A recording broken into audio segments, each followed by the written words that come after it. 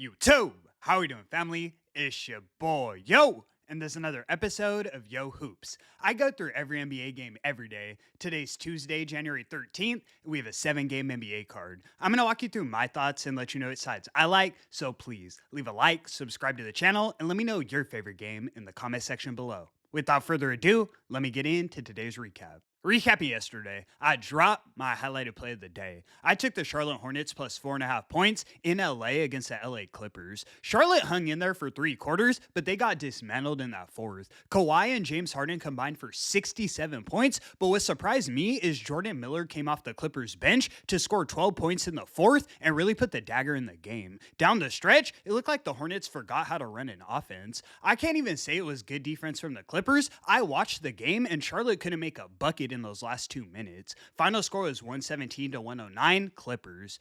3-3 on the day, so not the worst outcome overall, but I actually can't believe the losing streak I've been on my highlighted plays. I am analyzing hundreds, now thousands of games, so we have a lot of room to grow, but I definitely feel the urgency. Love my play today. I'm usually pretty consistent with my unit size, but I'm loading up on this one. Without further ado, let me get into today's games. In our first matchup, we have the Phoenix Suns in Miami taking on Miami Heat. Heat are minus 115 on the money line, and the total is 230.5. Phoenix is now by far the best team in the league from a betting perspective, 28-11 against the spread on the season. I've definitely been one of those people that's been waiting for the other shoe to drop, but I can't deny they're playing a high level of basketball. Miami typically plays their best basketball at home. That's why I'm not all over this one, but Norman Powell is listed as questionable, and when I look through the rest of their lineup, I'd say Phoenix is the more talented squad. I like Gillespie as a point guard over Davion Mitchell. Tyler Hero's been playing horrible, and Bam's averaging 16 points on the season.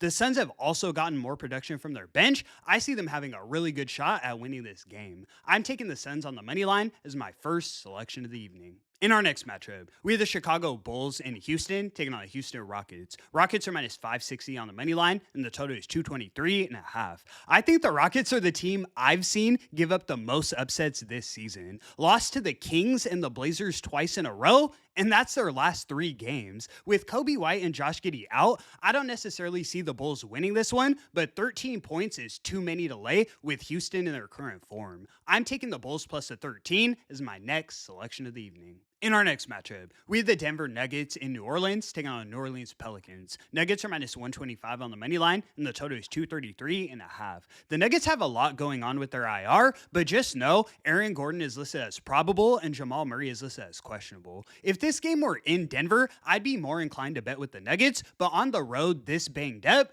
it's a tough spot. Rather than taking a side, I'm going right back to the well. I'm taking Peyton Watson to go over 19.5 points. I've seen his emergence as a role player, but since Jokic went down, he's averaging 23.7. He's becoming the primary scoring option with all of their main guys out, and if there's one thing we know about the Pelicans, they play zero defense. Lock it in. In our next matchup, we have the Minnesota Timberwolves in Milwaukee taking on the Milwaukee Bucks. Bucks are minus 145 on the money line, and the total is 227. Surprisingly, the Bucks are actually the more available team coming into this one. The Wolves have Anthony Edwards and Terrence Shannon both ruled out. Then Rudy Gobert is suspended for picking up his 6th flagrant foul of the season.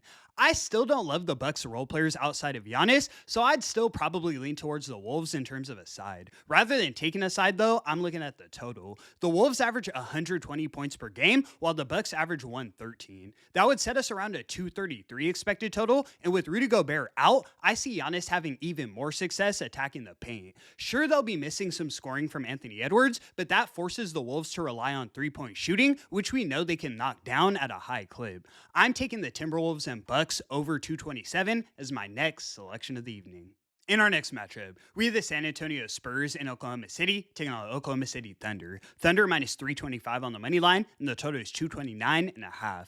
Obviously, you guys saw the Spurs win the first 3 meetings this season. Now in OKC, this is a statement game for the Thunder. In the first 2 meetings, they were playing through some injuries, but in the last game on Christmas, they had all of their guys in and still lost it by margin. Really, everyone struggled in that game. Shea only had 22, but I can mainly point the finger at Jalen Jalen Williams. Man was scoring 10 points on 14 shots at the time, but we've seen him improve since then. On the other side, I know Wemby's going to do what he does, but I guarantee you De'Aaron Fox is not scoring 30 points tonight. Devin Vassell is now out, and I personally can't believe that Stephon Castle and Harrison Barnes can even keep this one competitive in OKC. Bounce back night, I'm taking the Thunder laying the 9 as my highlighted selection of the evening. In our next matchup, we have the Atlanta Hawks in Los Angeles taking on the Los Angeles Lakers. Lakers are minus 140 on the money line, and the total is 231.5. The Lakers come into this one on the second leg of a back-to-back. Not much travel, but they do fly home from Sacramento. Got their butts kicked by the Kings last night. We were on that, and now on no rest with their lineup already running thin. It's a tough spot. I wanted to roll with Luka's points since that's the only way they even compete in this one, but he's listed as questionable after leaving the game last night with inner thigh pain. I also can't find LeBron's points prop anywhere, and there's also a chance he sits at 41 years old. If I'm unsure about Luka and LeBron playing, then I consider the fact the books made the Hawks favorites in LA for a reason. I think I know what I have to do. I'm taking the Hawks laying the 3 as my next selection of the evening. In our next matchup, we have the Portland Trailblazers in Golden State taking on the Golden State Warriors. Warriors are minus 440 on the money line, and the total is 227.5. This one's a pretty easy decision for me, considering Portland's without their best player in Denny Advia. Drew Holiday is back in the lineup, which helps Portland's case, but I can't count on Tumani Kamara and Shadon Sharp to keep me competitive in Golden State. The Dubs come into it at full strength, even if they're down at some point during the game. All it's going to take is back-to-back threes from Steph, and next thing you know, the Warriors are up by 7. I'm taking the Warriors laying the 10.5 as my last and final selection. And that's going to conclude today's video. Thank you so much for tuning in, guys. Insane highlighted run. I'm now 2-9 in the month. We are 47-44 on every game played, but I gotta see through the BS with my best bets. It starts with getting back in that win column tonight. I appreciate the support so much. I do this every day for free, so please leave a like and subscribe to the channel. It's your boy, Yo! And until the next one, I'ma catch y'all. Peace.